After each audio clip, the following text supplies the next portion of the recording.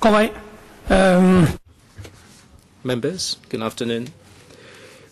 I now call to order the security panel. We have obtained the quorum, and it is time to make a start, so I now call the meeting to order. Item number 1, confirmation of the minutes of the previous meeting. Let's go paper CB2 1465/14 to 15.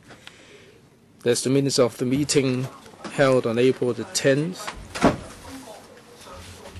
We circulated the minutes, and we have received no proposed amendments from members.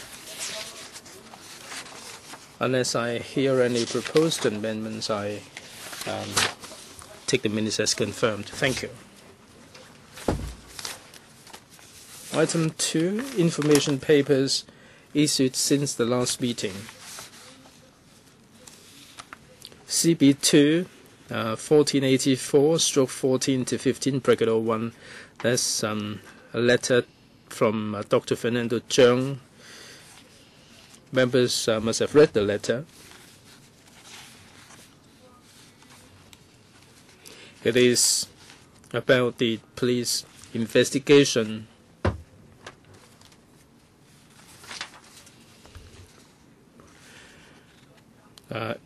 into the incident involving a mentally incapacitated person.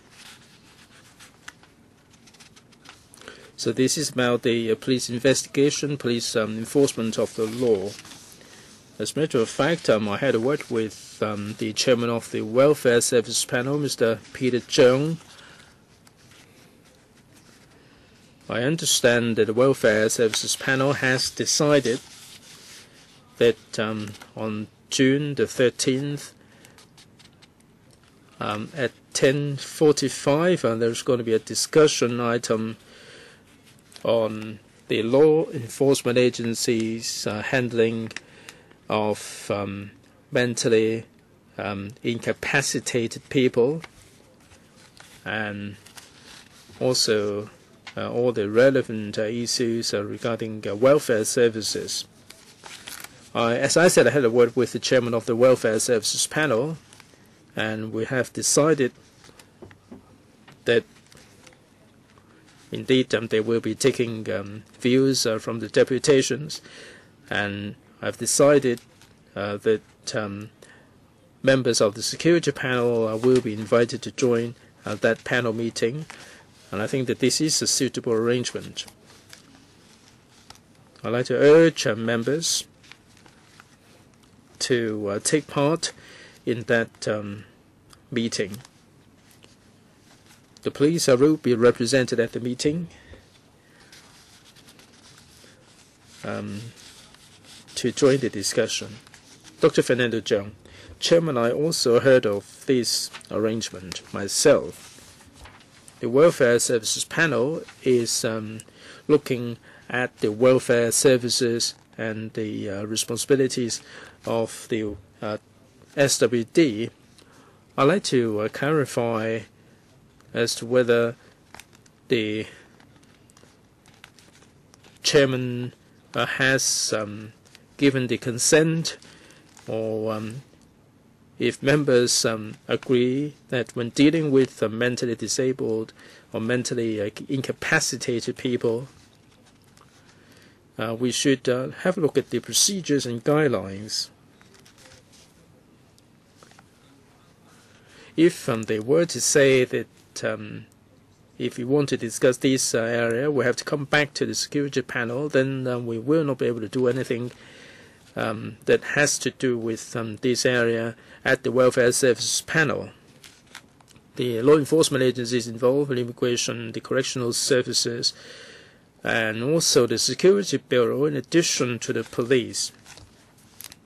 So without any tacit agreement there, we will not be able to get anywhere there.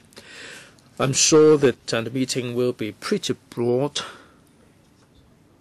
Basically, we will be discussing the issues to do with the intellectually disabled and the mentally incapacitated. the police must have some guidelines. It's a question of enforcement. If, after the discussion, if we identify any areas for improvement, they will come back to the security panel here. That's another matter altogether. If the law enforcement agencies will make any changes to the law enforcement procedures, I'm sure we will put this on the agenda for further discussion. The Welfare Services Panel will be basically looking at the issues from the angle of these people. Dr. Cheung. Chairman, my concern is that the meeting there may not be able to address our concerns. Our concerns lie with the way in which the law enforcement agencies deal with these people. Yes, indeed, there will be discussion on this. Are you saying that we can discuss all this at the welfare panel? Yes, sure. This will come within the agenda item. If there is anything, if there is any outstanding issues that pertaining to the security panel, we'll follow up here. Right. If there are any changes to the guidelines, I'm sure that we will have to come back to the security panel. They do have the guidelines. It would be another matter altogether if they will conduct a review. Dr. Cheung. Yes, after that discussion, we will come back here for follow-up. Indeed.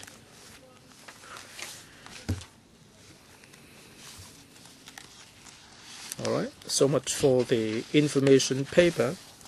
We have received other information which has been tabled before members. Moving on to item number 3, date of the next meeting and items for discussion.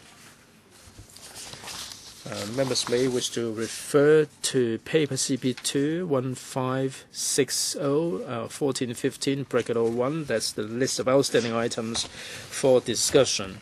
The administration proposes for the next meeting in July the following items. There are 3 there.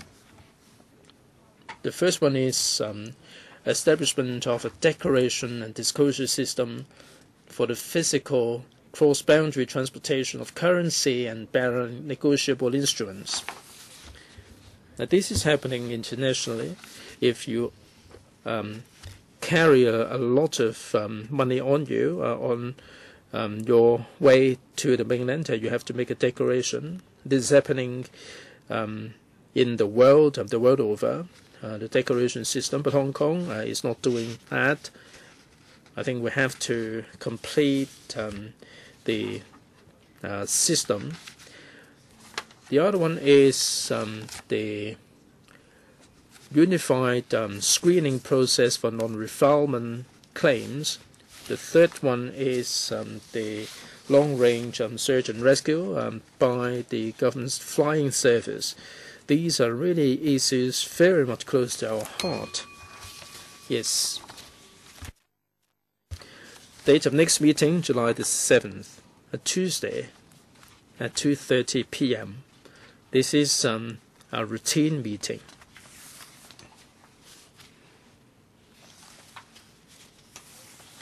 There's a Marco Polo breach incident, 7th of July. All right, unless you have anything else, let's move on to the next item, scope of application of Section 161 of the Crimes Ordinance concerning access to computer with criminal or dishonest intent. I'd like to invite the administration in.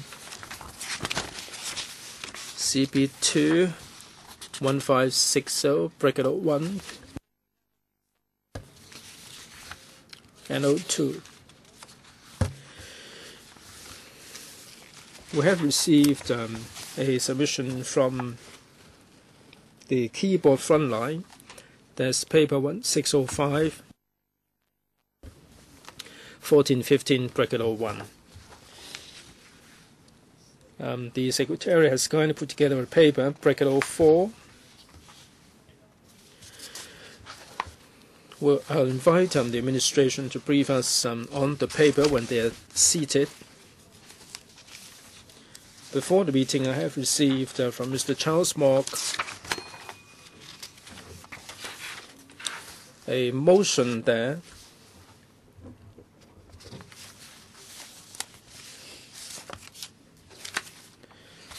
and this is being tabled for members.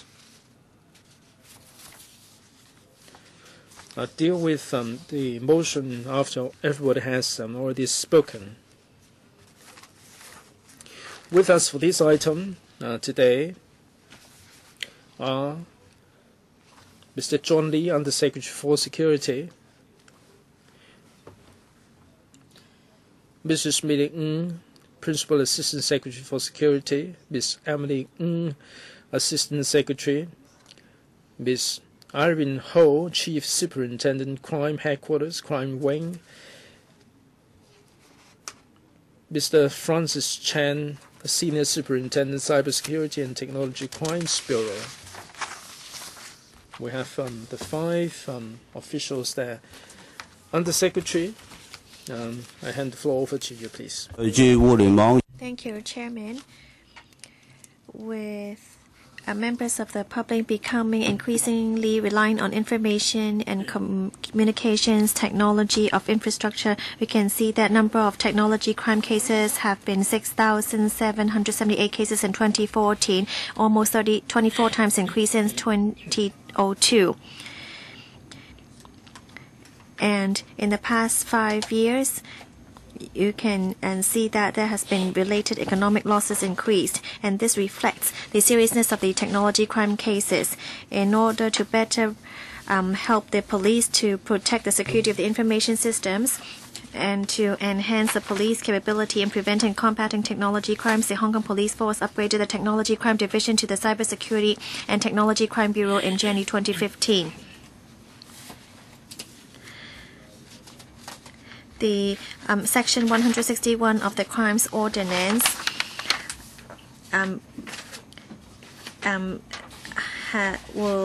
concerns access to computer with criminal or dishonest intent. Any person these have handled cases such as online frauds, illegal access to a computer system, clandestine photo taking using smartphones in non-public places, and perpetrators of such cases may also be charged with other related crimes at the same time.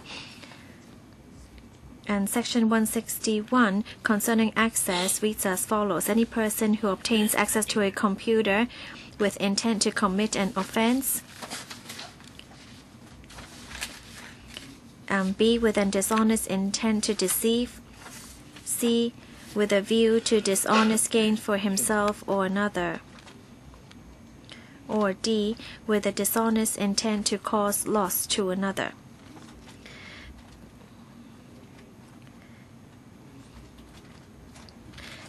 These are liable on conviction upon indictment to imprisonment for 5 years. In an appeal case, HCMA 7231998 heard to the High Court, Mr. Justice Patrick Chan said that an offense under Section 161 requires proof of a specific criminal or dishonest intent, which is more serious. 161 is to aim to combat offenses related to the access to computer with criminal or dishonest intent. And if there are any intent, or if they gain access to a computer with the 4 intents, then this person clearly has committed an offense. And the Section 161 also covers acts preparatory to the commission of a crime or fraud. But the judge did not agree that the provision was restricted to such acts. He stated that even if acts of the perpetrator were not preparatory to the commission of these crimes or frauds, or he did not have any intention to commit a crime or fraud, so long as he obtained access into the computer dishonestly, he ought to be punished. This is the objective of Sections 161(1)(c) and D. and you can refer to paragraph 7 and 8. In 2014, 293 cases were indicted, and you can see that, and 252 cases were convicted, representing conviction rate of over 85%. So this shows that the police has been very careful and prudent in using Section 161. Crime Ordinance you can cover all these, but you can see that this has become more serious in different countries and places. There have also been preventions in enhancing such measures. In the past 5 years, Hong Kong has seen 4 times of increase in technology crimes. This shows that we are now faced with these serious matters, and the police must be proactive as must continue with these measures. Thank you. So I'll now like to ask if members have any questions in relation to this paper. Mr. Dr Hon, Mr. Mok, Ms. Cheung, Ms. Claudia Mo, Mr. Chen Kam-lam, any others? Mr. Chong Shu Kun, Ms. Kok Poi Fan, and Mr. Paul Tse, Mr. Yu Si Wing. Well, we do have quite a number of members who would like to speak, 13 altogether, 4 minutes each. Mr. Kwok Wing Hung, thank you. The public has been very concerned with how the police uses this ordinance.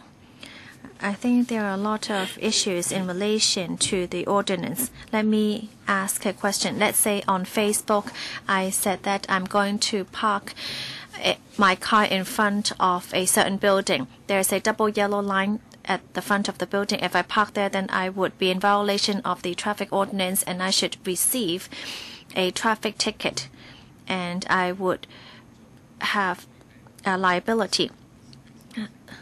So can I be accused of having a dishonest intent to use a computer? Would this be in violation of Section 161? Under Secretary, please. Thank you, Mr. Kwok.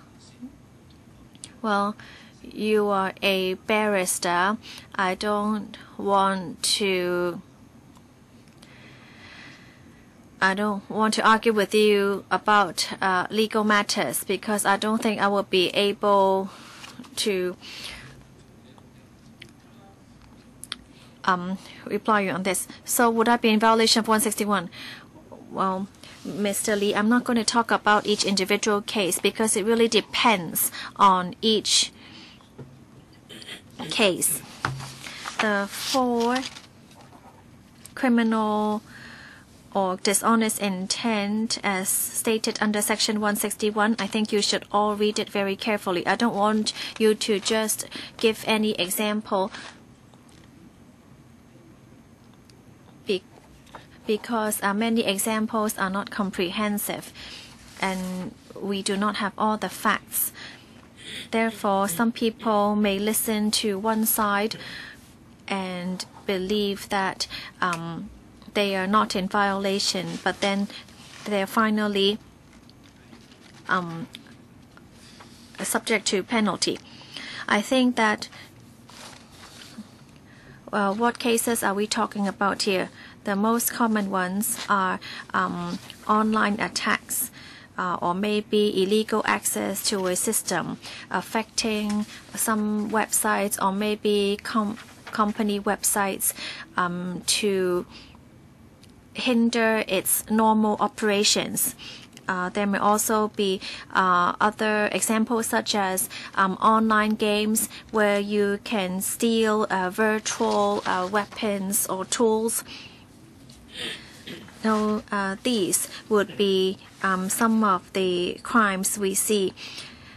And also online fraud, online auction, or you dishonestly gain access into a computer system to get photos, or you buy, or you make on long distance calls without seeking consent, clandestine photo taking, some kind of inciting others to engage in illegal activities or getting confidential information such as passwords, etc.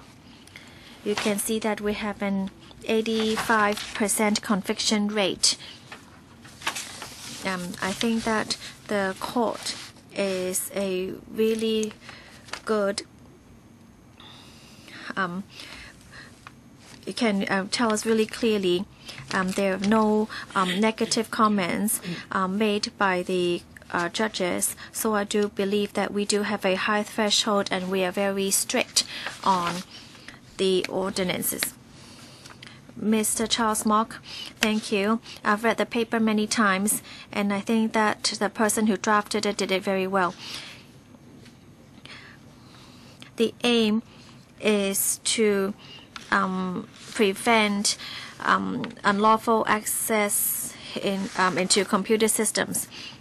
But you can see that the government only found out that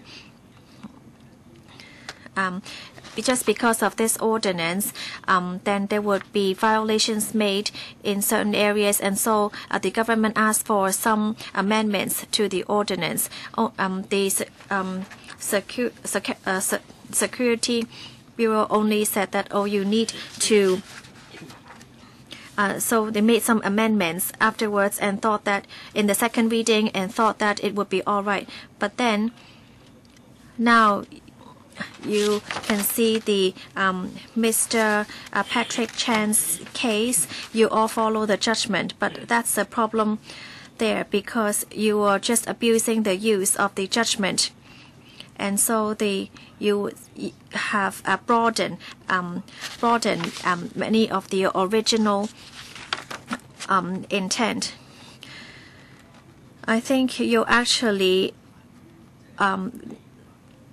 misusing some of the judgment because you just it said that it's clear for the section that it catches act. 但係我都唔同意咧，只不過咧就係限於呢啲咁樣嘅行為。入侵人哋嗰部電腦有關㗎嘛。But the judge said that it is actually unauthorized access into another person's computer, but then afterwards you only use the term computer. You didn't put back in the word another person's. And at the end of the paper, you said that, in my view, is the objective of sections 161 bracket 1 bracket C and D. Well, you only said C and D, but then for A and B, you actually covered a very large area. But the judgment says very clearly that it's only C and D, but now you're including A, B, C, and D. So I think that the police force and the Security Bureau is just like abusing the judgment. This question was actually asked by me and not Ms. Sit Ho. The secretary said that whichever leads to a higher penalty, then we would use that as the basis. I hope to understand all the details of the case, but then your departments, you are just like throwing the ball around in the court. You're not willing to give me any details for analysis. I want to know when you use A, B, C, and D. You don't even tell us about that. So what are you hiding?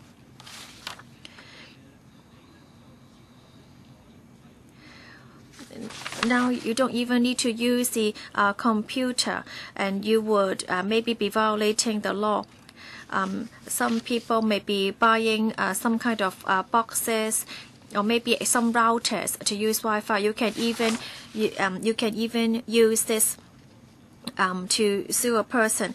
The Lo Boson case actually used that to gain access on the computer. You gave many examples, but you didn't talk about the ones that have already been convicted.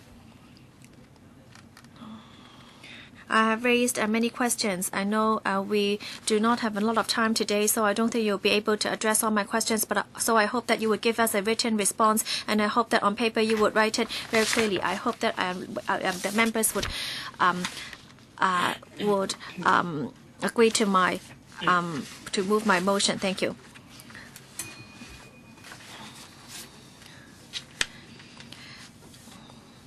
You said there's been an increase in these computer criminal cases in the past 10 years.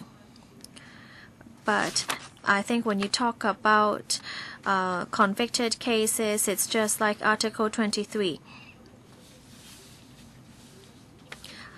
I know a lot of work has been put into research, and I hope that the Undersecretary did read the paper.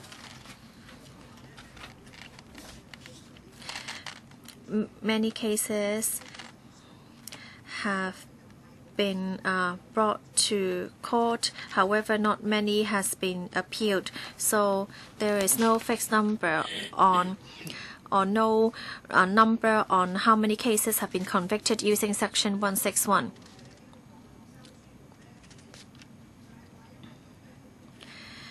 The ordinance now deals with some kind of radical speech or comments made by members of the public. These might not actually be a dishonest use of computer. They're just making offensive comments. But you are trying to include this into the ordinance. If you continue with this, I think we would need to hold a hearing and to invite stakeholders and members of the public to see whether there is such an abuse in the behavior of the public. Undersecretary. Chairman, I have to point out that the allegation of abuse is incorrect. It's not really in line with facts. The court is the best gatekeeper. When cases under Section 161 is brought before the court, they will not condone any abuse of Section 161. The court never commented on 161 being misused. Now the court says that all these are serious crimes. There was some remark that certain acts or words are criminal online. That we're basically talking about someone publicizing the person particular of a person, and then they claim that his or her family members might be harmed. Now this is the same as criminal intimidation. There is another case. Ms. Emily Lau, what you don't have to read out these cases. When the law was drafted, it was really broadly drafted, and the administration didn't make any changes. And this is open to abuse. Do you find that there is possibility of abuse? Undersecretary, in February, when LegCo had a motion debate, Mr. Mok advanced the same argument. The motion was voted down. So at the motion debate, members have already ventilated their views. Ms. Emily Lau, with the chief executive proposal will be voted down, so it is right for us to vote down the proposal. Undersecretary, I think Mr. Mok quoted things out of the context that the Secretary for Security said during the motion debate that the then Secretary for Security made it clear that since technology crimes were quite popular and people can access to a computer to cause loss to another, and they can also use computer to commit crimes, and these are cases under Section 161. Dr. N. Cheung and Mr. Alan Leung. Chairman, I heard from Ms. Emily Lau that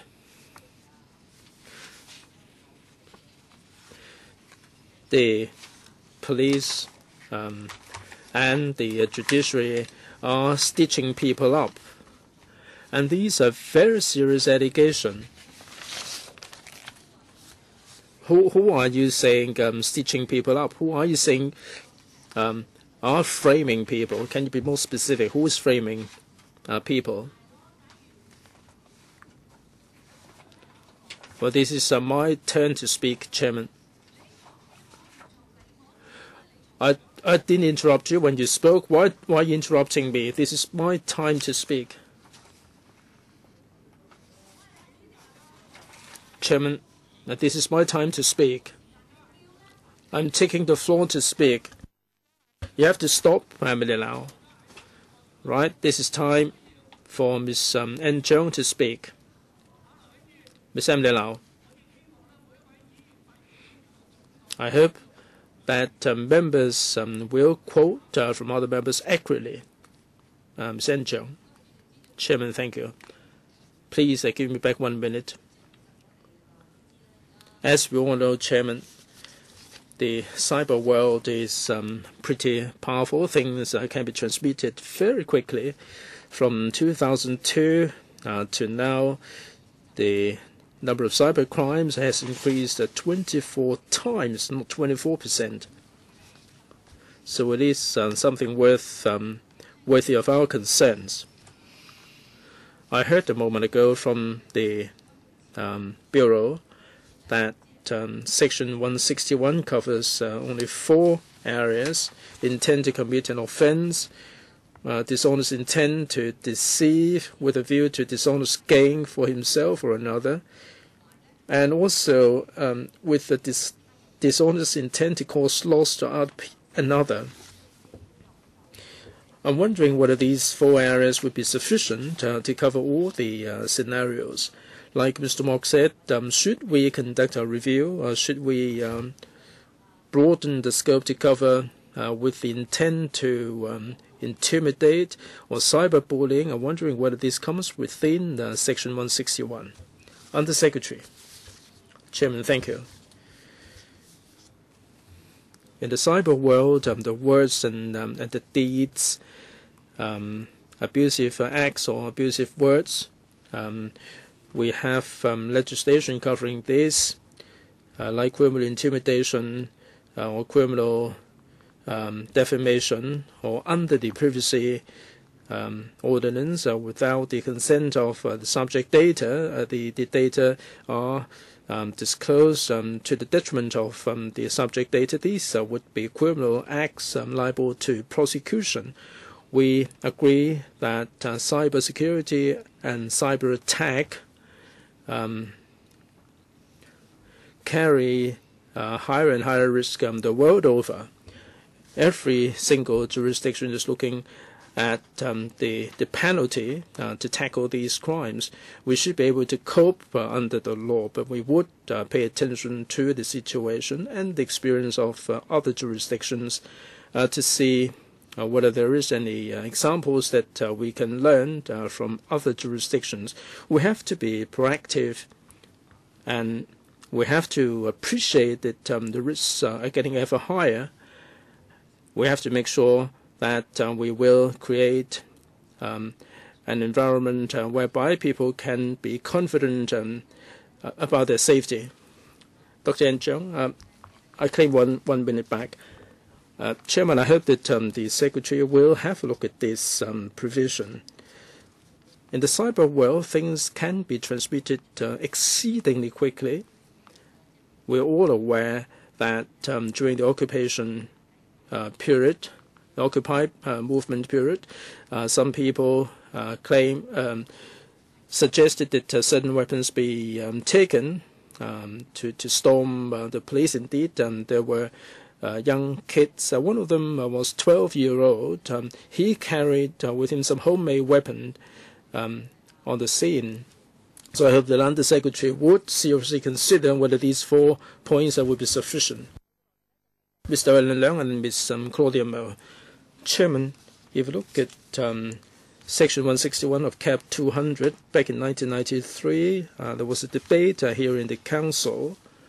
From the record, from the Hansard, the Bills Committee then said that this dishonest or accessing computer with dishonest intent is a new crime, and we have to move on with the rapid development of the cyber world. And it was suggested that after the legislation was enacted, there should be a review. How time flies. It's been 20-odd years since, from what I heard from the Undersecretary and also from the motion debate last time. The administration doesn't seem to have any intention of conducting a review on Section 161. The Secretary for Security said in response that the government's intention was to tackle frauds. Now, the administration keeps quoting from Mr. Justice Patrick Chen in the Chen Shui-Lun case. And that quotation doesn't have any direct relevance. Justice Patrick Chen is the judge of the appeal court.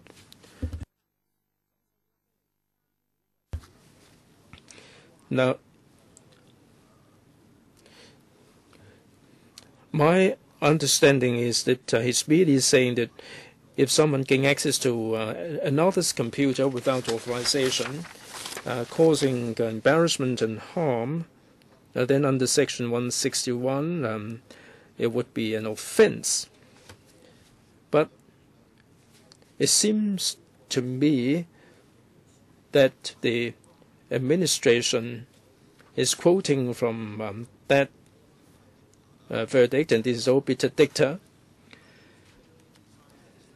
Now, what is relevant is stare decisis. I have to use the Latin here, but I don't think I know the proper Chinese version.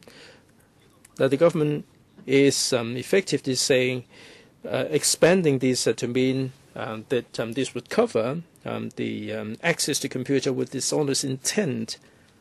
The then Secretary for Security tried to deal with the Council's concerns, and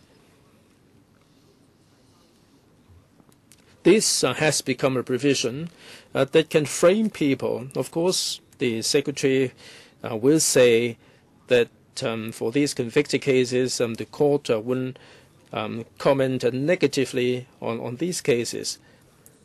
But as far as the members of the public are concerned, it would be a really serious matter to be prosecuted if you use this to frame people or to intimidate people.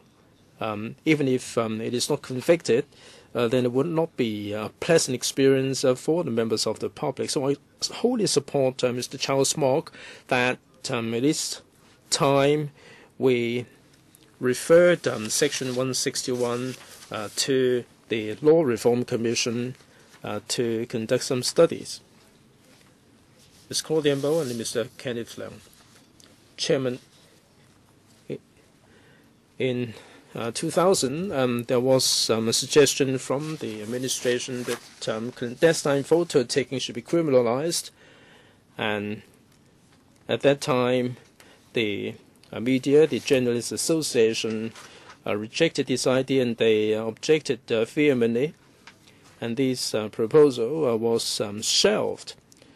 I've got a fear in me that Section 161, like clandestine photo taking being criminalized and the privacy law, and I think this is resurrecting this in disguise.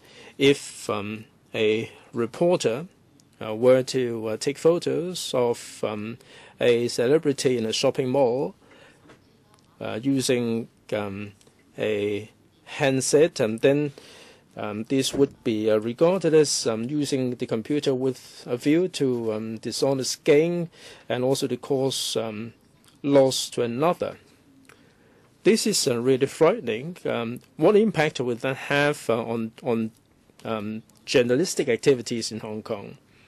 Second, you keep saying that under Section 161, the threshold of prosecution remains high and the court would be the best gatekeeper. At that time, we argued against criminalizing clandestine photo taking. We heard similar argument from the administration. They said that the reporters don't have anything to fear because they have the public interest as the defense. First of all, you might make arrest, and then we're not sure whether you will press charge, and we might find ourselves in court to be tried by a judge. Do you think that is fair to a person? If it is a journalist asking you such questions, how would you answer them? You might say, oh, that's all right. We believe in our judicial system. Well, yes, but then you would be able to give any kind of excuse to make an arrest at my home. So what if you're able to because we were able to take pictures of those old people at the elderly home who were shot naked on the photos. You are violating all those that you have just mentioned. How are you going to blow away this dark cloud looming over us? Well, I do not have the intent to discuss with you anything that happens outside of Hong Kong. We have not used Section 161 on any news report. Our chairman, he is speaking dishonestly because just now he said, oh, any kind of clandestine photo taking, we know that is illegal, but you didn't talk about any other kind of photo taking. Are there any waiver or exclusions for journalists and reporters? Can you guarantee that Section 161 would not be used against any kind of media behavior? Can you make such a guarantee? Undersecretary, well, if Ms. Mo can take a look at the paper, you would see that there is a term, dishonest. Well, clandestine photo taking already suggests dishonest photo taking. But well, your time is up, but I hope that you would not make any accusations of making dishonest responses. Well, I insist that he's not talking honestly. Mr. Paul Tse. Well, I think the government is also protected by our laws, and I think that we could not allege that the government is speaking dishonestly. Well, if this persists, then I would really have to bring this out. We do have to respect one another, and I hope that you would also respect the administration. It is all right for you to have differing opinions, but please respect each other. And I hope you watch the words you use. Otherwise, I will have to use my discretionary power. Thank you. Well, Mr. Lee, I want to ask you a direct question. I first want to ask you a question about 161A. Any person who obtains access to a computer with intent to commit an offense. The offense under Section 161 is an indictable offense, which means once convicted, it will be sent to jail for 5 years. I'm not looking at any other construction of this clause. Can you tell me the offense under 1A, is that a summary offense or an indictable offense or both? If there is an intent to commit a very small crime, and if the computer is used, then should it be considered an indictable offense? Is it correct in how I'm reading this clause? Please take a look. Both Chinese and English states very clearly that it is an intent. Well, you need to understand. Do you understand summary offense or indictable offense?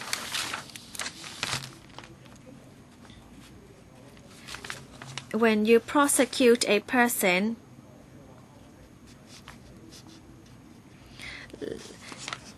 the indictable offense may be liable to imprisonment for 5 years. That is different. Well, if you cannot answer it right now, it's okay. Please just keep it on record. I don't need him to reply. Second, let me raise my second question. Well, I mean, it's wrong of you to say that I don't know, and I do have an answer. Yes, Mr. Lee. It says offense. It doesn't say whether it's summary or indictable. I think any of you with a little bit of legal background would understand. I think it's strange that members are raising this question. You just use a computer. 如果你係咁樣，嗱，我唔講 BCD， 因為局長咧不嬲都講緊 BCD。 I'm not going to talk about BC. 一條問題，我問第二條問題可以答。I want to ask. Obtains access to a computer 係咪等於 uses a computer？ 抑或 obtain access to a computer 係用人家嘅電腦，抑或包括用自己嘅？ Are you using your own computer or other person's computer? So what do you mean by obtaining access to a computer? I have to... Mr. Leung's way of pointing out this is incorrect. Total freedom in this chamber to express my view. I beg your pardon. 我去收返矯正兩個字，主席。Mr. Lee.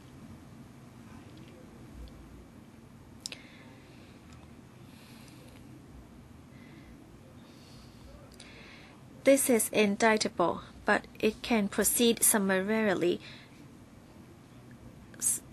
So when you talk about summary offense, indictable offense, I am explaining to you that this offense can be taken to the district court or to a higher court. It will depend on the it can be taken to the magistrate or to a higher court. Mr. Ma Fong Kwok. Oh, thank you.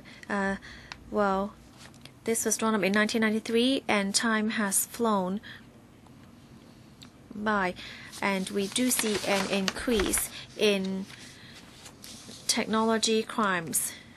Do we need to review it? I am quite neutral about it.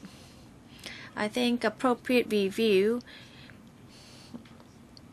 is good, but you should take a look at the numbers from 2020 to 2013.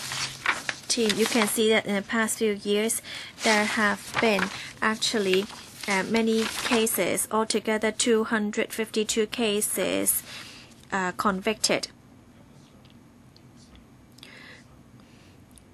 Can you really keep up or catch up with all the new technology crimes such as cyberbullying or threatening? I'm not sure whether this ordinance would be effective.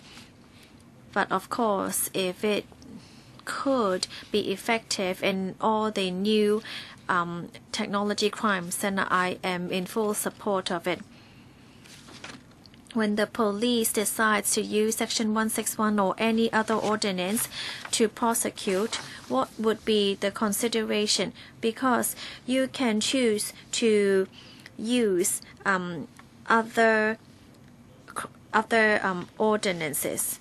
Why and when would you choose Section 161? Would there be any cases or crimes that can solely be covered by Section 161? I also want to know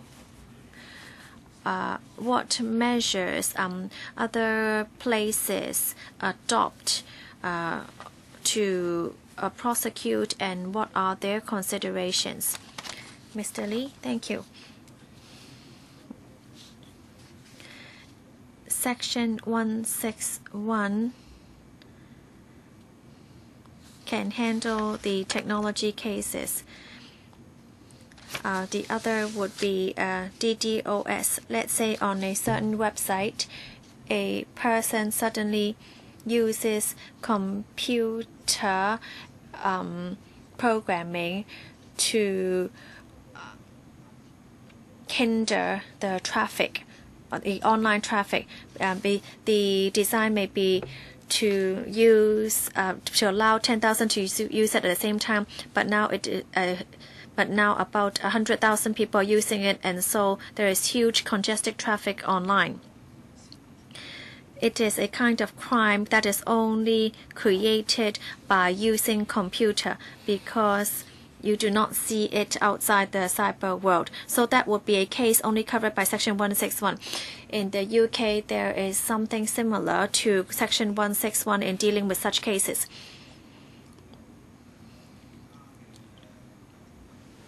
Well, would you use other ordinances for such cases? For example, a report on placing a bomb in the airport. Then we used a bomb hoax to prosecute the perpetrator. And some people tell people to go for the perpetrate, and so we could also do that. And for some other cases, we have used the ordinance of hindering the police to take action. Mr. Chen Kamlim, thank you, Chairman. Well, technology keeps on developing every day. And the way to use the computer and technology is now different every day. It is very difficult to prevent computer crimes. Using Section 161 only will not prevent crimes effectively or successfully prosecute the perpetrators. So, you really need to review Section 161. I see in the paper there are mentions of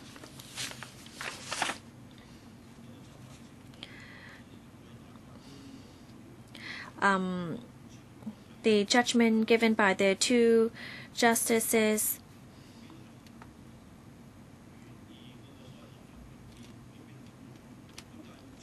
the law may not have this kind of intent originally. But then there are many broad ways of the handling of computers. So we do have to look at how to deal with the current situation. In keyboard frontline, it's also Section 161 was also used. So there is a need to expand the coverage of Section 161. I think we need to ensure that Section 161 would not be abused, and just to expand the coverage so that current crimes could also be prosecuted effectively under the law. Keyboard Frontline has given us a lot of information, but not all information may be correct. For example, in paragraph 27, it said that from 2009 to 2013, the cases using Section 161 increased by the year. But I see that that it's not an increase annually. Some years there are more cases, some years less. So it does not show that there is an increase every single year. There are also indecent assault cases and incitement cases. They said that these will not be covered. I think the administration should review the situation to see whether there is a need to conduct a review to cover all the offences that are not covered here. Under Secretary, thanks very much, Chairman. Whether the legislation is adequate, we would have regard to a couple of things: the trend of crimes, the difficulties experienced by the administration, and third, in what views the courts of law would have regarding the legislation. At this present stage, we do not see the need to make any changes to the details in Section 161. With the changes in the situation, we will have a look at the situation in other jurisdictions to see what can be learned. Mr. Christopher Cheung, the Pan Democrats always keep talking about the legislative intent, and they're not talking about legislative intent when it comes to the basic law. In the cyber world or cyber crimes, I don't think we should look at the legislative intent. Back in 1992, we didn't have the Internet being popularly used. The first browser came about in 1993. It was restricted to the academic community. What was the legislative intent at that time? Computer development is really very rapid, and I'm sure back in 1992, the people drafting the law at that time wouldn't imagine the extensive utilization of the Internet for online shopping, for social networking, and that Internet can be used on our mobile phones. And there are apps that are available, and there are discussion forums and so on. We don't have to do anything face-to-face these days. We can take full advantage of these social networking sites to discuss things. So the way of life now is different from the way of life back in 1992. I don't think Section 161 is broad enough. It should be broader. Like, for instance, when it comes to online shopping, and there may be arguments over different jurisdictions. How can we make sure that the consumers would be sufficiently safe? We have to conduct a review. We should not look at the situation from the perspective of 1992. I think you are trying to evade or trying to take advantage of the internet to do something which is dodgy. Previously, to intimidate people, you have to write an intimidating letter, or you have to do it face to face. Now I can use WhatsApp, or I can issue a message online. If this is intimidation, then it's not good enough. When you try to come up with a plot to commit crimes, you can do so online, or you can cite someone using the computer. But how can you say that doing these things on the computer should not be regarded as a crime? The way of life has changed. If there are problems with Section 161, then we should do something about it, because there are certain things that are not included. Things are not restricted to the computer. The mobile phones have become a computer in its own right. So I think we have to move on with times. We have to step up our control over the use of the cybercrime. Under Secretary, Chairman, Section 161 is in keeping with the legislative intent. Back in 1992, during the resumption of second reading, the Secretary for Security talked about the non-fraudulent behavior, access to the computer with dishonest and criminal intent. Now we are talking about non-fraudulent behaviors. So it is not in conflict with the legislative intent. Mr. Yu Si-wing and then Mr. Paul Jay. Chairman, thank you. I don't think we should subscribe to the argument that the police are abusing Section 161. Since 2002 through to 2014, we have seen a 24 times increase in these kind of technology crimes. And if you look at the prosecution figures, 2013, 55 cases, conviction, something like 50. So it seems that the situation is pretty serious, and the government or the police are very cautious in instigating prosecution. And these cases are convicted by the court. I think you have to be justified in accusing the police of abusing the ordinance. You should not be so irresponsible in your remarks. However, in 2014, we had 6,000 or so crimes. In 2013, prosecution under Section 161, the number stood at 50 or so. Now, perhaps the administration might wish to explain to us. In enforcing Section 161,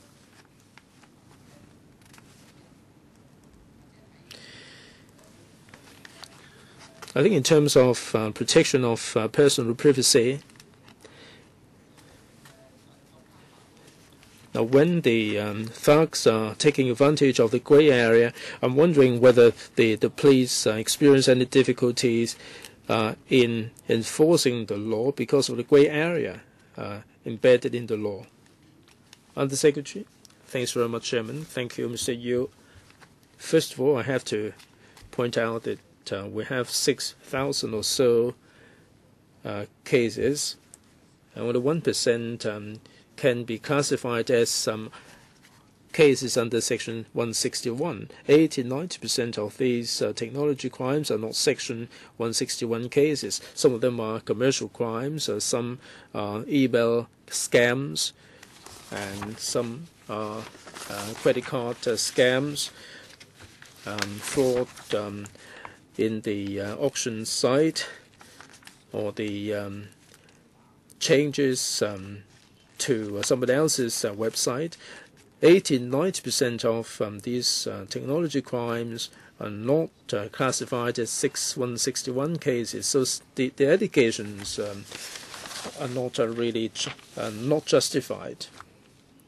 Each year, when prosecution is instigated, it would depend on evidence that we have gathered.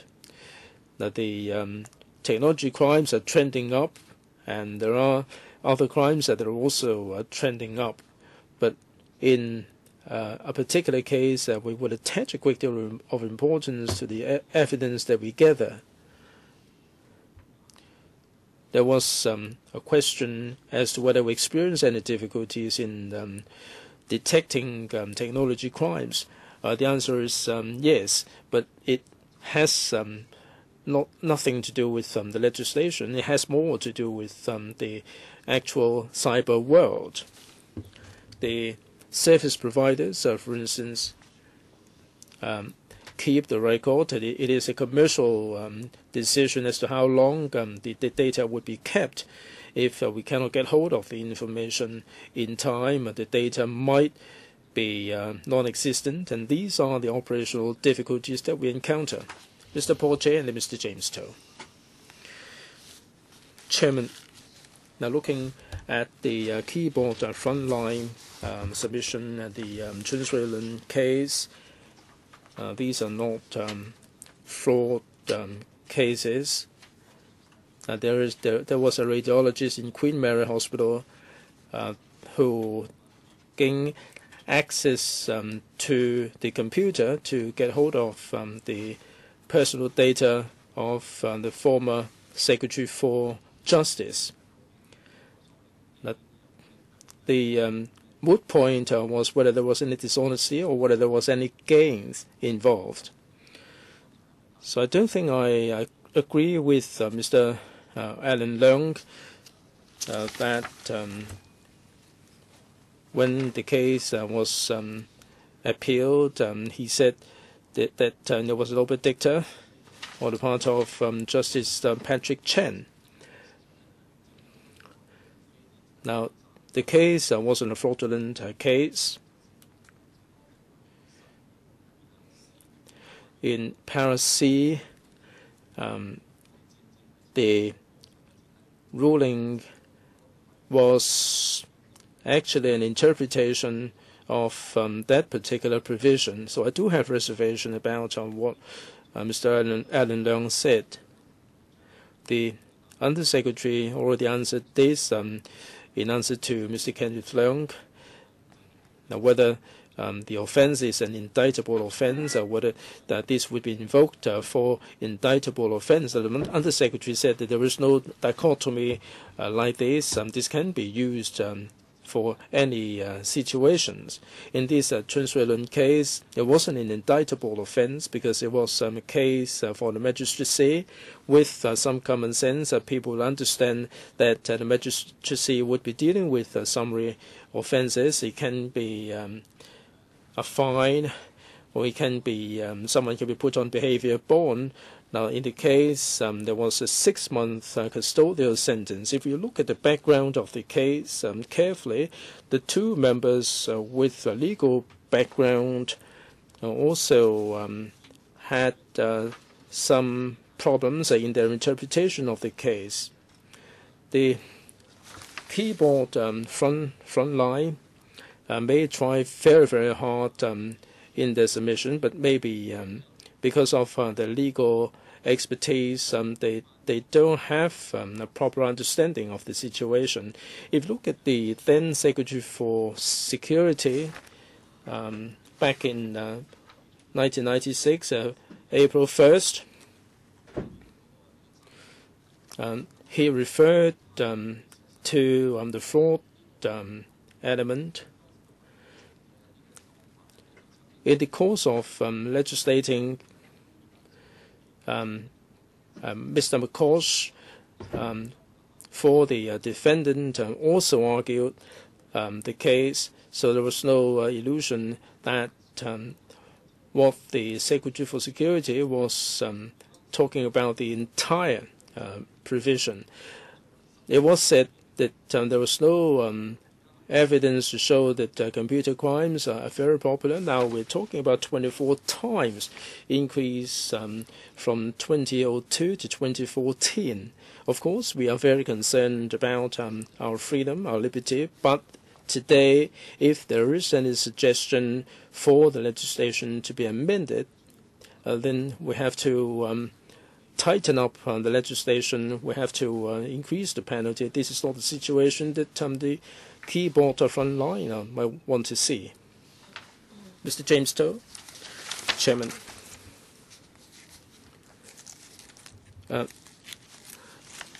Like Mr. Portier said, back in 1992-93, the computer crimes were not all that common. So the legislative intent at that time was to tackle a particular scenario like fraud and unauthorized access to computer or the preparatory work before access to a computer. Back in 1992-93, the wordings were broader than the legislative intent, and at that time we were talking about some specific offense. We hope that in future there would be a thorough review. Now, looking at the practice, I see that seeing the wording is so broad, maybe we can try to expand to test out how the court would react. But as the wordings are so broad, the court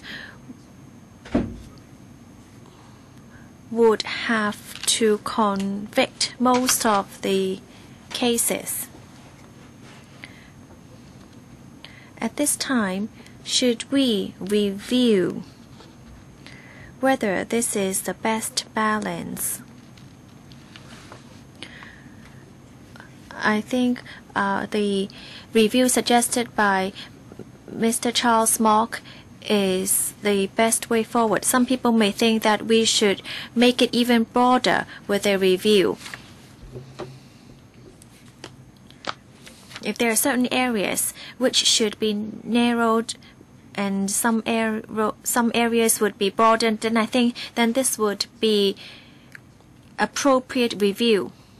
But I see many convicted cases, the perpetrators would just go to the magistrate and plead guilty.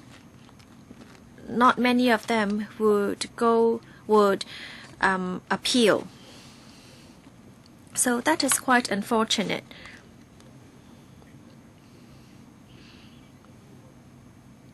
In future, well, I'm not encouraging people to be dishonest or be unlawful, but I encourage people who have been accused to try to bring this to a higher court and to appeal to see how it goes, because I think if a judge at a higher court believes that is not really in violation, then changes could be made.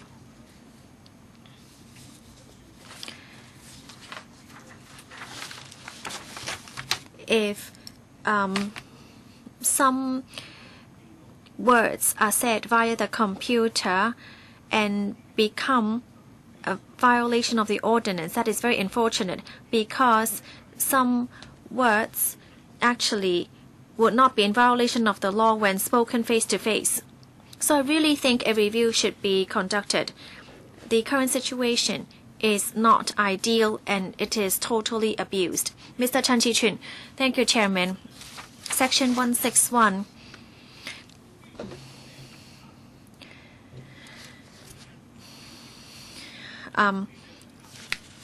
I think that it is really way too broad, because if there are threatening actions, then it could be seen as a threat and be accused under a different ordinance. But some threats, may be seen as an intent to commit an offense.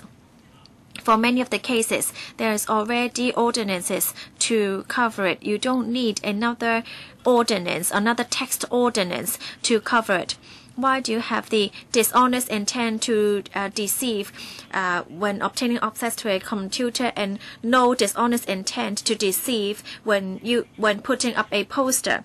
Section 161 is in breach of the original intent of the ordinance. I hope the Undersecretary would not try to defend himself. I do have evidence. In 1992, it was legislated. Yes, at that time, there were not too many crimes because computer use was not common. But nowadays, it is very popular and widely used. At that time, we found that in Mr. Chan Lai Ming's case, he was accused with both Section 161 and with copyright law. Now copyright law is in place, then you can use Section 161 only. But at that time, at the magistrate, both ordinances were used. If 161 is really so great, then you don't need to review the copyright law. If you infringe copyright on the internet, then you can already use the copyright ordinance. Well, if for clandestine shooting, you can also do that as well. And even if you're using some of the boxes for watching TV, those TV boxes to watch TV, would you also be seen as a dishonest use of computer? Would you arrest all those people who are buying those TV boxes from Sham Shui Po and then arrest them because they are using those to watch TV? I'm not agreeing that what they do is right, but do you really have to use Section 161? Now you just arrest people with Section 161 first, and if the violation can be covered by another piece of ordinance, then you don't need to use 161. But if not, then you would use Section 161. So you are actually telling the police force to just arrest anybody using a computer, because any kind of use can be seen as dishonest use or intent with dishonest use. We do not agree that Section 161 targets speech, because if you look back, it said with intent or with a dishonest intent to deceive, with intent to commit an offense, with a view to dishonest gain for himself or another, or with a dishonest intent to cause loss to another. We're all talking about acts. These four are all acts. The court would look into whether the act is in violation of the law and whether there is any intent to deceive. So I do not agree that Section 161 targets speech. It targets behavior and action. Ms. Sitho. Thank you, Chairman. Section 161 is Article 23 online. When we review Article 23, when we talk about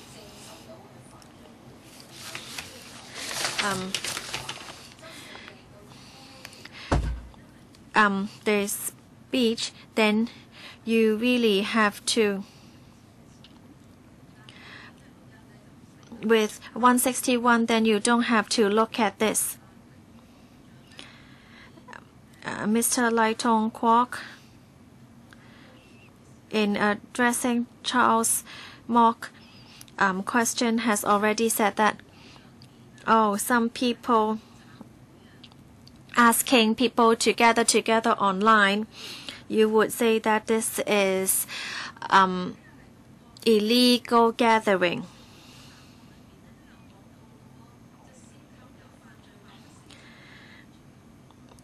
But this is also, but you also talk about 161 as well. If you have not confirmed whether these people are gathering because of an online message and you arrest these people under section 161, it is just a very easy way of this behavior. So, computer should be seen as neutral, but I don't see the administration doing that. That is why we really object to the Innovation Bureau. We are just afraid that you're using all these people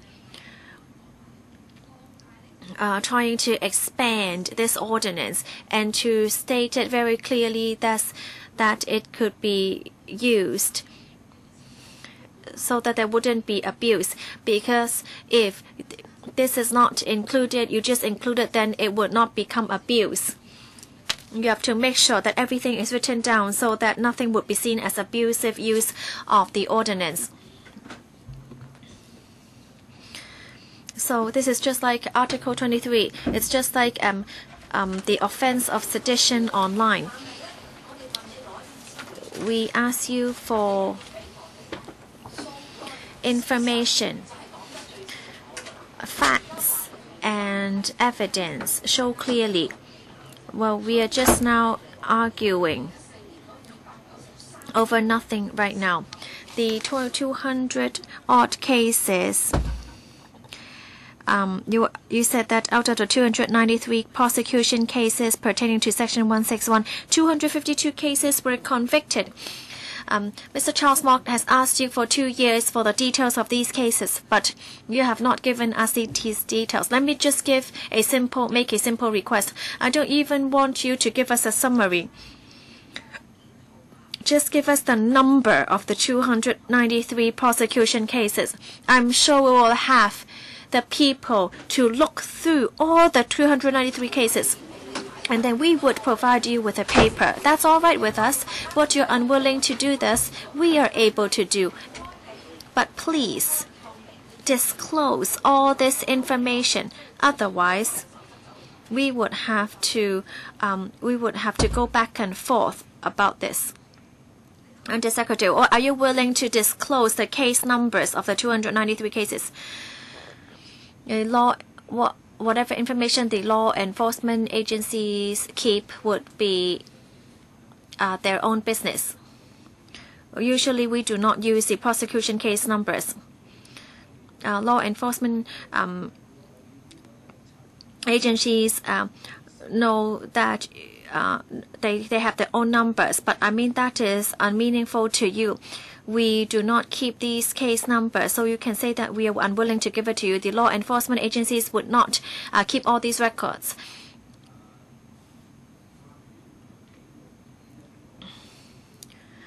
The court may not use the same number to estimate the number of cases, so we cannot make any assumptions based on non-existing information. Well, I've received Dr. Elizabeth Quart's move for a motion, and we will deal with it after our meeting.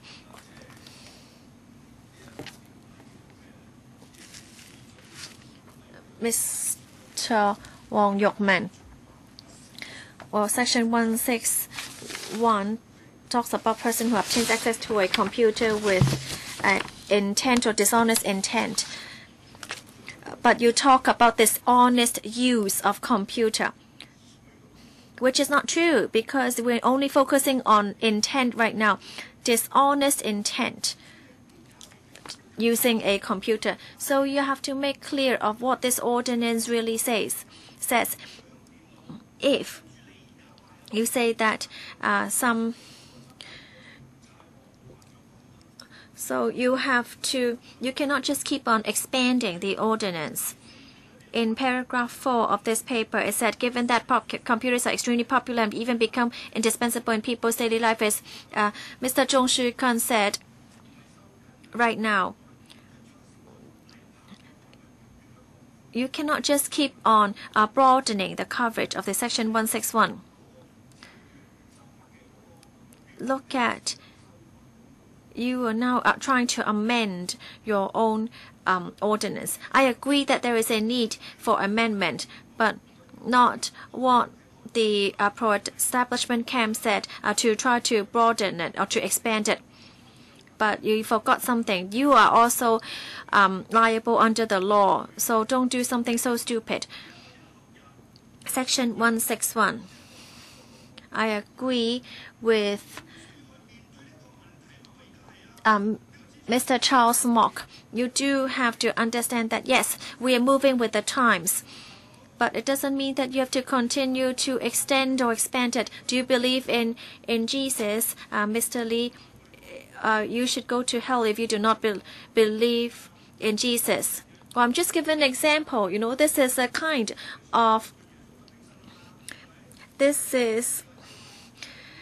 so if people tell you that, oh, you should go to hell, the whole family should go to hell, 689 should go to hell. If people say that online, then you can arrest that person under Section 161 according to you. The ones recently arrested.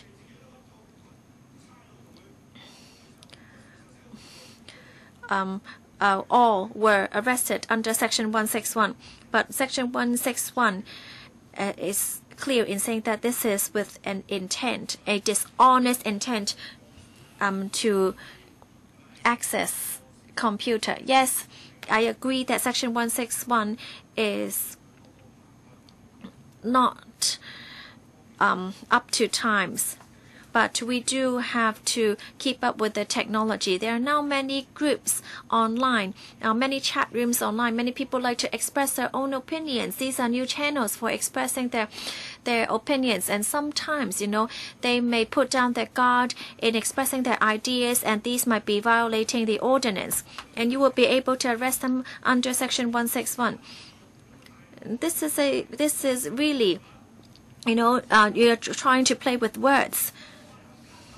Well, if I tell you that if I ask your whole family, people to die, if I use swear words and I don't use swear words but with the same meaning, I'm just giving examples, Chairman. I'm not swearing at you. Mr. Wong Yuk-man. Mr. Wong, I'm not talking about this anymore. I was using this for example. Please do not overreact like this. No overreaction. I'm saying that you are playing this up. This piece of legislation is out of date. It has to be amended, that's for sure. But the thing is that you cannot overplay your hand. Mr. Leung Kwok-hong, what you can say, the whole family is a Communist Party, and please come back. Please come back to the subject. Well, the whole family is a Communist Party. It does happen. Like Mr. Jesper Tsang, his whole family is some Communist Party member. Now, what is devious is that the legislation is very broad, and you keep prosecuting people. Now, one can be convicted at the magistracy, and so you are really seeking conviction in court. This is a broad piece of legislation, and Justice Patrick Chan is a human being, and that doesn't resolve the problem at all. For the judges to interpret the law is undesirable. Under the common law principle, we have to make sure that the legislation would be precise. Each offense should be easily comprehensible by the average person, not just the lawyers. Any unnecessary discretion will lead to corruption. The same can be said about the judges. If the judge doesn't like the look of long hair, he would be very strict with the interpretation. Mr. Undersecretary, the National Security Bureau is always hacking my computer. And do you want the names of the people who are using the computer in a dishonest way? Would you like to have a look at my computer? The National Security Bureau is hacking my computer. I held a press conference when Zhao Ziyang died. You have to shut up. Please do not converse among yourselves.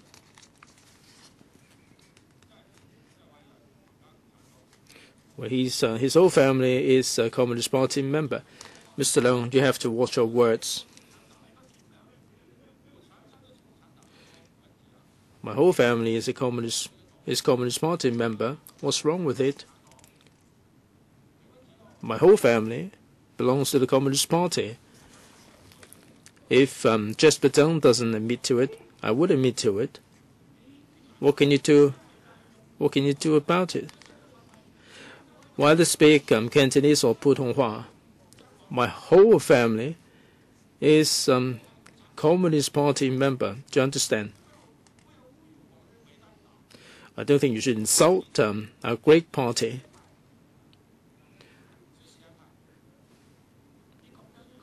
Are you being stubborn? Are you being stubborn? Are you speaking Cantonese or Putonghua? You're really stubborn. Wang Guangya's Putonghua is not very good. I don't think you should undervalue me. His Putonghua is really not good enough. Zhang Xiaoming's Putonghua is not good enough either. Is that right?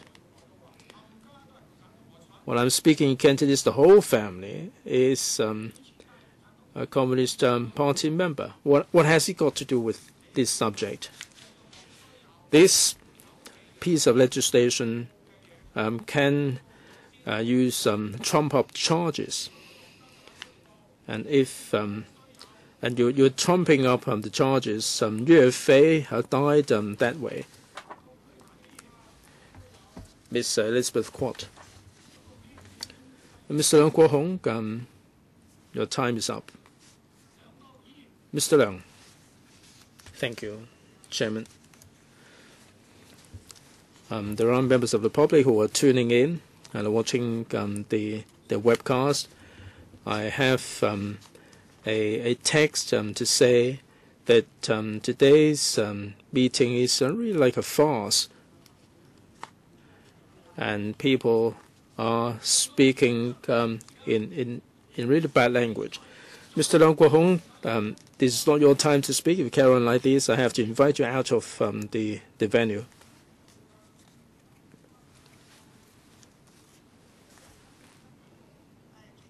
Chairman, let me come back to the subject today. A lot of members made the point earlier on that the computer or technology is developing by leaps and bounds, and there can be all manner of crimes that can happen. Mr. Charles Mock raised move a motion to say that we should have a proper definition. I think it might be difficult to do, and there are allegations that the law enforcement agencies are abusing Section 161. I don't think I can agree either. Like Mr. Undersecretary Lee said earlier on, a lot of cases being prosecuted were convicted. I can't see how the law is being abused. Now, computer crimes are getting more serious, and I'm sure that we're going to see more of the same going forward. The IS is also resorting to computer technology a lot. So I'd like to move a motion, given that more and more people are organizing activities using the Internet. In particular, many are urging the public to storm the Legislative Council building. I like to urge the administration to review Section 161 of the Crimes Ordinance and the relevant provision in order to combat the illegal acts in the interest of the members of the public. Under Secretary, Chairman, as I explained earlier on, when we look at a piece of legislation, we would have regard to a number of angles. First, in enforcing the law, whether the police are experiencing any difficulties. Second, we would have regard to the comments of the Court of Law and also the verdict. And third, we would have regard to the trend. On the first one, when it comes to law enforcement, generally the police do not experience difficulties with regard to the law, but rather the operational difficulties like the service providers and so on. The law enables the police to do what they set out to do. Second, the conviction rate is pretty high, and the judges in trying these cases did not make any negative comments, and the judges would give very clear verdicts. Third, in terms of computer crimes trend, the number of cases is increasing. We would have regard to the overseas examples to see what we can learn from them. We have members seeking to speak for the second round. If we get on with the second round, I'm afraid we may not be able to complete the agenda items. I have three for the second round: Mr. Kenneth Leung, Mr. Charles Mock, and Mr. Paul J. Ms. Claudia Mbo. Anybody else? Mr. Chen Kam Lam, Mr. Christopher Chung. I don't think we need. We can do a second round. I thought I would allow members 1 minute each, but it would be rather difficult. I think we can do without the second round of speech. Let me turn now to the two motions.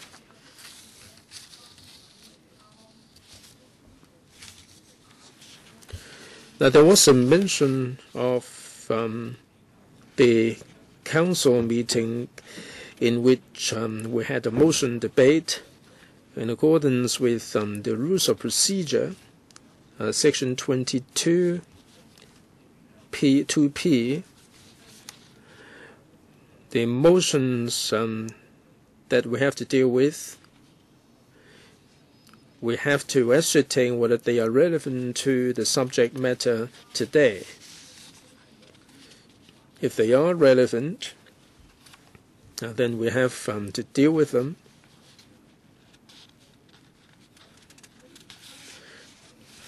For these two motions, they are related. One by Mr. Charles Mock. He's basically asking for a study by the LRC and also a public consultation. And Dr. Elizabeth Court urges the government to review Section 161 to enhance the provision to combat these illegal activities.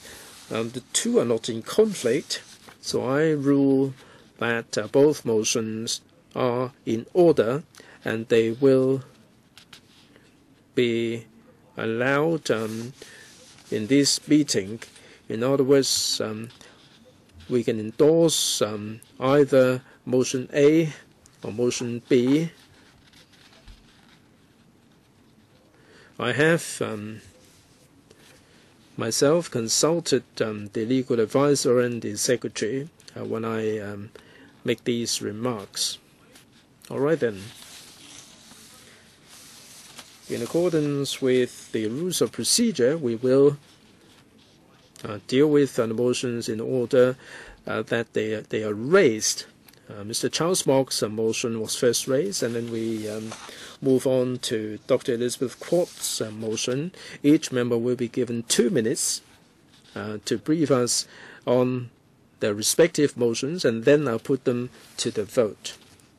Mr. Charles Mock, Chairman, as members are aware, we have talked about the legal justification for the law to be reviewed and revamped after some study to make sure that there will not be any arbitrary arrests. But the pro-establishment members are taking advantage of this opportunity to say that we have to strengthen the legislation. They don't care about the arbitrary arrests. They are threatening the members of the public that because of the sheer number of crimes, we have to step up the enforcement. The fact is that the police and the DOJ are acting together to abuse the law, and they are shifting the attention. I know about the outcome of the voting. I don't need any response from the SB. The Undersecretary referred to so many different cases a moment ago. You have so much information. Why didn't you make them available to us? You don't give us the information, but say we're looking at one side only.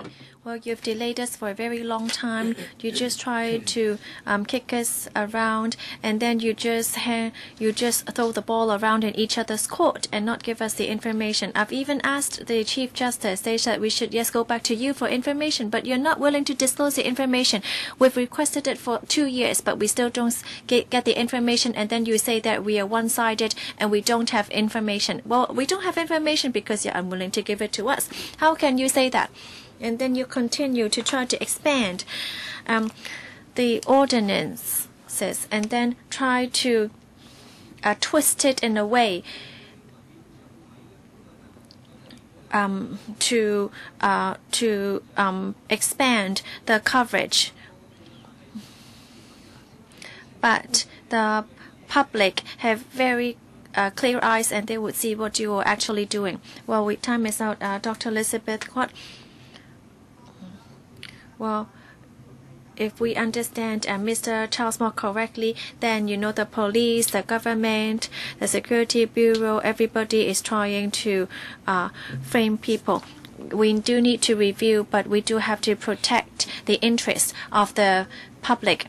My suggestion or my motion is more comprehensive and is more appropriate with the needs of today. We can not only just protect netizens and not protect other members of the public. So I hope that you would all support my motion. Thank you. All right. So let's now put this to vote.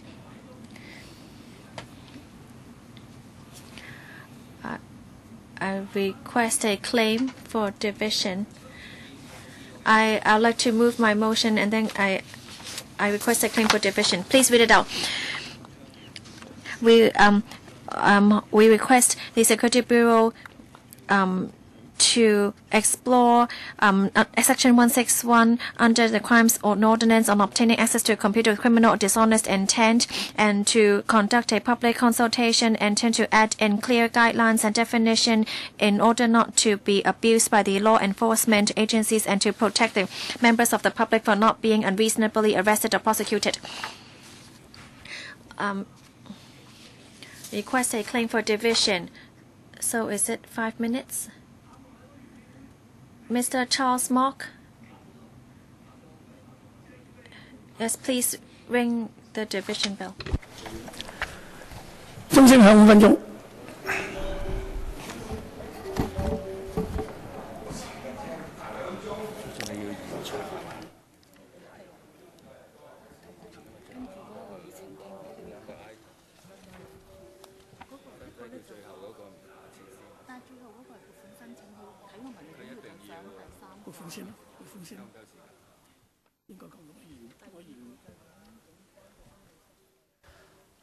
嗱，我咧就喺度都要睇睇，因為我哋。Well, we still have 2 agenda items, and I believe that we're not able to complete these items. So I think we would move the agenda item of the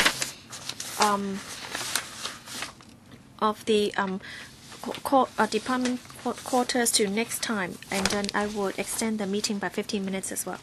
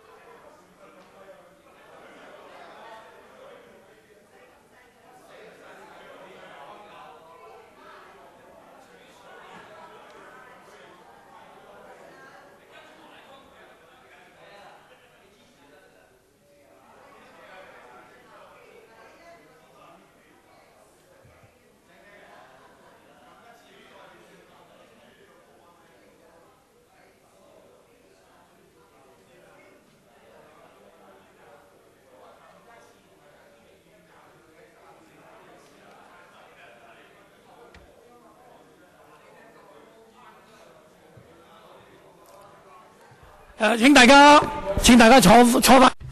Please be seated. We're going to vote on Mr. Charles Mock motion, and it is tabled for you. Please raise your hands in vote, because we're going to read out your names.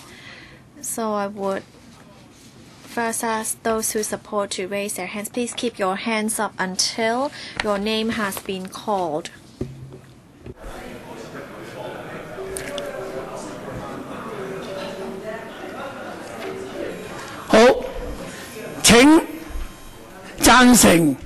For those who support Mr. Charles Mock's motion, please raise your hands.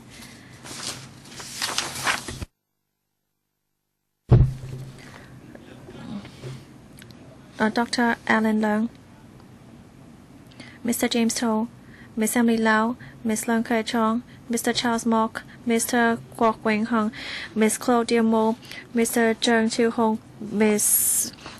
Sid Ho, Ms. Chan Ka-lok, Mr. Wong Yuk-man. For those who object, please raise your hands.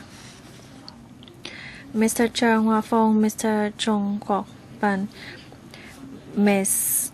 Lang Mei Fan, Mr. Leung Seng, Mr. Kwok Wing Kong, Mr. Ma Fong Kong, Mr. Chan Kam Lim, Ms. Elizabeth Kwok, Mr. Yu Si Wing, Mr. Yek Chi, Mr. Frankie Yek, Mr. Chung Shu Kan, Mr. An Chung.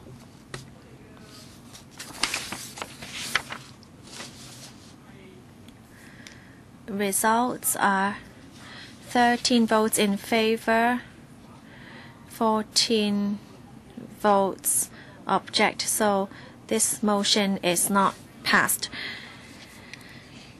Now let us move on to Ms. Elizabeth Kwok's motion. Please read out your motion. With an increasing wide use of internet and social media, more people are now committing illegal activities online and encouraging people to attack the Legislative Council building and the CGO. So you can see that the crimes have become more and more serious by the day.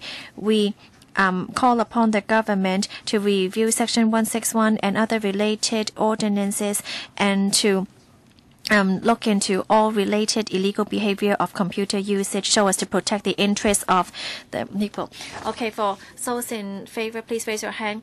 Mr. Hwa Fong, Mr. Paul Zhang, Mr. Kwok Wai Kong, Mr. Leung Seng, Ms. Lang Mei Fan, Mr. Ma Fong Kwok, Mr. Chan Kam Lim, Ms. Elizabeth Kwok, Mr. Yu Si Weng, Mr. Frankie Yek, Mr. Chan Kim Paul, Ms. An Chung, and Mr. Chung Shu Kan. For those who object, please raise your hands. Mr. James Toh, Mr. Leung, Mr. Alan Leung, Ms. Emily Lau, Mr. Leung Kai Chom, Mr.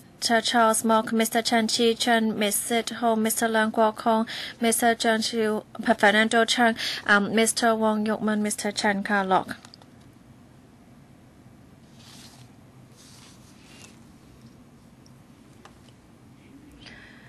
Those in favor, 15 votes. And in objection, 13 votes. So the motion is not passed. Let us move on to the next agenda item. So we are now have adjusted the agenda item, and so we are now going to move on to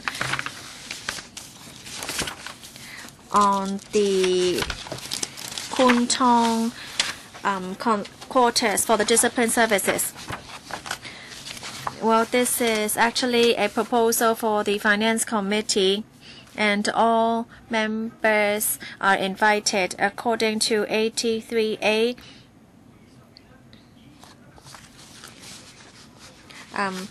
You have to declare, and if you have any interest, then you cannot amend or express your opinion on that particular item unless you have already declared your interest.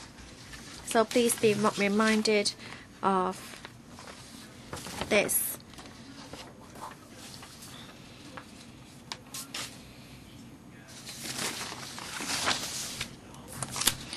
With us today, we have Ms. Shirley Yong, Deputy Secretary for Secretary, Ms. Amy Wong, Principal Assistant Secretary for Security, Assistant Director of Immigration, Mr. W.K. Leung, District Planning Officer of Kowloon Planning Department, Mr. Tom Ye, Project Director to Architectural Services Department, Mrs. Sylvia Lam, and Chief Project Manager of Architectural Services Department, Mr. Mok Chong Kang. Welcome.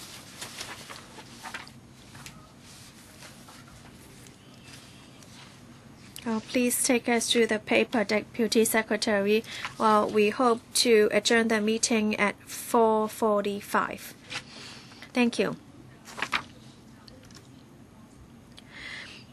Well, it is an established government policy to provide departmental quarters for merit discipline services staff subject to availability of resources. Right now, we have 284 enough staff eligible for discipline quarters. But only 8,240 units are available for allocation, representing a shortfall of 33%. And so we're looking into providing quarters for staff of the Immigration Department, Fire Services Department, Correctional Services Department, Customs and Excise Department. We hope that by 2020 or before to provide 2,200 units to alleviate the shortfall of department quarters. So this is 1 out of 8 items. This is in Cheung Kwan. We're going to build 464 units at 4 Cheung Kwan O Road, Kowloon, with about 4,150 square meters. And we aim to complete it with the approval by 2019. And we have already consulted the Housing Committee of the Kwun Tong District Council in November last year, and members are generally supportive of the project. I hope that members will support this project so that we'll be able to submit it to PWSC and to FC for funding to provide accommodation for the discipline services. Thank you. Please indicate if you would like to speak. Right now we have Ms. Elizabeth Court and Ms. Lam Mei Fan, Mr. Yu Si Weng, Mr. Paul Tse. Any others? No? All right. If not, I would have to draw a line here, and I'm not going to let anyone else speak. 3 minutes each. Dr. Elizabeth Court, Chairman, on behalf of the DAB, I am in support of this project. There is a tight supply of quarters, and the queue is pretty long from the disciplined services. Now we're going to have 464 DQ units. There are so many high-rises in the vicinity. Why is it that the government is not increasing the plot ratio? If the number can increase to 506, it would be more appropriate. When it comes to allocation, what are the criteria for allocation? It seems that you are consulting the Immigration Department. What about other disciplined forces? Have they all been consulted? Yes, please. Chairman, under the development brief, the plot ratio is 7.5, and we are bringing the plot ratio very close to 7.5. For the details, I can defer to the Planning Department or ASD. Planning Department, Chairman, under the OZP, this is zoned as residential A. It is considered a high-density development. 7.5 plot ratio in the entire Kowloon. The maximum plot ratio, the highest plot ratio is 7.5. This development is pretty close to the upper limit. For other residential developments, the plot ratio in general is 6, and this is pretty high. Dr. Quart, land is at the premium. There are so many disciplined officers who are waiting in the queue. With this plot ratio, is it so inflexible? Can the plot ratio be suitably adjusted in the light of the circumstances? Now, you may be hitting the upper ceiling of 7.5, but because of sheer demand, will you consider any discretionary changes to the plot ratio to accommodate more units? Mr. Yip, under the OZP, the Town Planning Board can slightly relax the plot ratio, but having regard to the situation in Kowloon, most of them are residential A. In the entire Kowloon area, we have the infrastructural and traffic constraints. If we arbitrarily relax the plot ratio in Kowloon, there will be traffic implications, there will be infrastructure implications. Dr. Priscilla Leong and then Mr. Yu Si Weng. Chairman, I support the project for the construction of quarters for the discipline services in Guntong. Now, from the paper, the existing quarters will have to be demolished. What concerns me are those disciplined personnel who are residing there. Has arrangement been made to reprovision their accommodation? It is a given that there will be more manpower after the Occupy movement. You have to anticipate the massive scale movement that will require manpower. With these additional new quarters, have you taken into account the situation where you will have more manpower, more recruits, or is it just a replacement of the old one? Deputy Secretary, Chairman. This is a site where quarters for the housing department are sitting on, and they have less or fewer eligible people, and all the occupants have already moved out. So there is no question of having to reprovision the personnel. Now we can see that the disciplined officers will increase in number, and there is a shortfall of DQs, and that's why we like to build more DQs. In 2014, the chief executive already indicated that there are 8 projects that will be fast-tracked, and we will be providing an additional 2,200 units. Other than these 8 projects, we are liaising with the departments that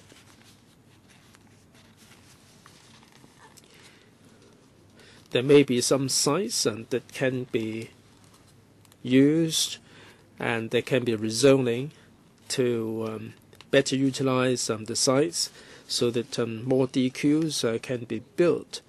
All these will be considered. Given the availability of resources, we'd like to make more provision. Dr. Leung, in 2014, we didn't have the Occupy movement, and I am always supportive of more resources for the police, so please budget more for this. Mr. Yu Siwing and then Mr. Paul Jay. Chairman, thank you. I can see that the shortfall is standing at 33%. Does the government have any objective or any plan to meet a certain number of applications per annum to make sure that the situation will not get worse? My second question is the car parks. There are 46 car parking spaces and 5 spaces for motorcycles. How do you arrive at the figures? Are you arriving at the figures on the basis of the plot ratio, or are you having regard to the number of senior officers? Are these car parking spaces for the use of the occupants or any visitor car parks? And Deputy Secretary, yes, the first one is the objective. Given the availability of resources, we are providing quarters to married officers. We don't have any quantitative objective as to how many will be built or how many percentages will be met. But given the availability of resources, we would like to build more in order to resolve the problems of DQs. We'll try our best, but in the final analysis, there is a shortage of land, and we told the discipline services that we'll try our best. As regards the parking spaces, we work on the basis of the planning standard and guidelines in relation to parking spaces. The Transport Department and the GPA also gave the clearance. There will be 46 car parking spaces and 5 motorcycle spaces, and this is reaching the maximum ceiling under the planning standard and guidelines. These spaces will be available to the occupants as well as the visitors. As regards the HKPSG, I deferred to the planning department. Yes, DPO. The supply of car parking spaces would be in proportion to the number of units available. This is in proportion to the number of units. Mr. Yu, will there be any restriction? Is it open to application by anybody? Right, Immigration Department might wish to explain the criteria for allocation. Chairman, here in this project, there are 464 DQ units. There are only 46 parking spaces. Don't have to go into detail, just explain the situation. There are more units than there are car parking spaces available. Every year, the colleagues will have to submit their application, right?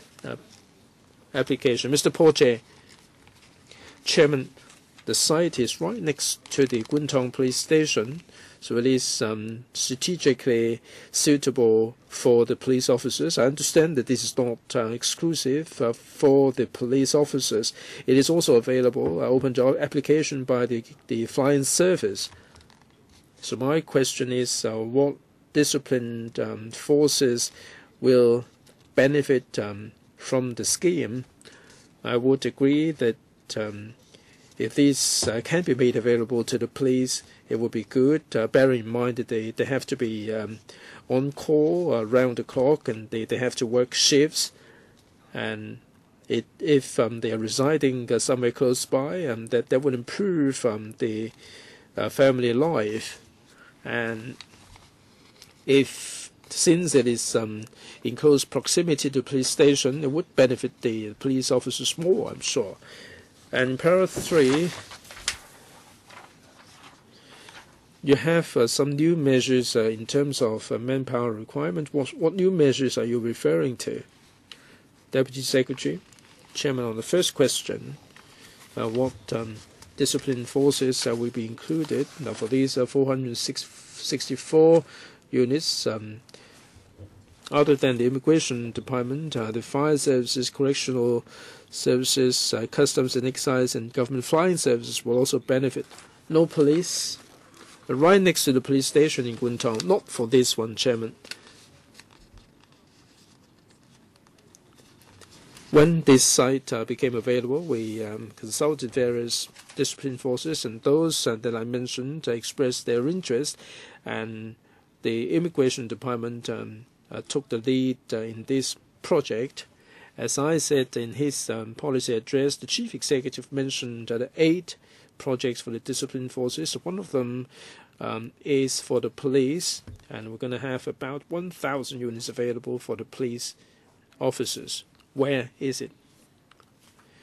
It is in Fen Yuen, in Fan Ling. It is located in one of the police facilities. The police would like to maximize the use of the site and build some quarters there. What about other question? The new measures. Right, the new measure, I defer to Madam Wong. Madam Wong, please. Chairman, thank you.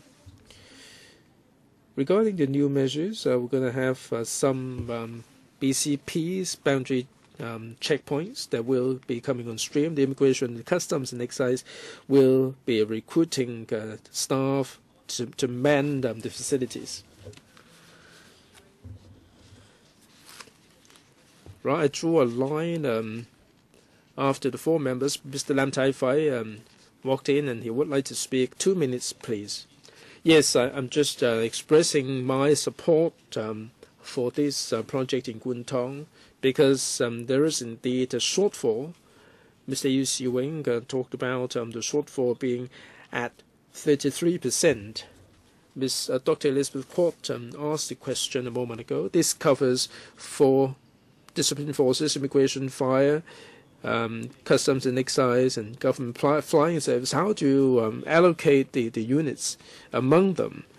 In the policy address, there is a mention of extending the working life of the civil servants. Will this lengthen the queue? Now the waiting time is 4 years or more. Will this be lengthening the queue anymore? Deputy Secretary, as I said, Chairman, there will be 5 discipline forces that will be involved. When we allocate the number, we look at the shortfall of individual departments. The immigration and the customs and excise do have a higher shortfall, and that's why they get allocated more in this project. But as I mentioned, we'll be fast-tracking the 8 projects. Each department or discipline force will be allotted a certain number. Altogether, we're going to have 2,200 units, and that would help alleviate the shortage and also shorten the waiting time. What about the extended working life of the civil servants? Any impact there? Yes, the extension of the retirement age applies to the new recruits, and it would take quite a number of years. They are not immediately eligible when they first join, and they have to be married, and they have to be given priority in accordance with their pay points. So it doesn't really add to the shortfall, but in the long term, yes. Yes, I'm concerned about the waiting time. I don't think it will affect the waiting time for now. Well, I've heard all your views, and I believe that in principle you would all support the submission of this project to the PWSC. So this is our decision, and we would move on to the last agenda item for today, which is any other business. We do not have AOB, so the meeting is now adjourned. Thank you.